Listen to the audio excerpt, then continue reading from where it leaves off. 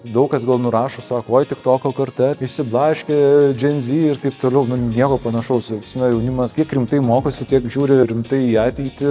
Mano įsitikinimų karta yra nuostabi. Studijų metais turėjau galimybę dalyvauti studentų atstovybės veikloje, pasinerti į pilną VDU pilietinį gyvenimą ir tos patirtis nusėsta ir mokykloje. Organizuoju mokinių lyderystės mokymus, keliaujam į žygius, bandom kalbėti apie mokyklos problemas, bandom įgalinti moksleivius, kad jie tas problemas spręstų. Mokytojo kelias siejasi su prasme. Išbandęs savo gebėjimus privačiame sektoriuje, tos prasmės pasigedau ir nuo tos dienos, kada pasirinkau mokytojo kelią, prasmės klausimo nebeturiu. Mokytojo darbas nėra monotoniškas. Mokykloje nėra tos pačios dienos, nėra netgi tos pačios pamokos. Tai nuolatinis veiksmas, kismas, reagavimas į situacijas, tai vienas smagiausių dalykų mokykloje.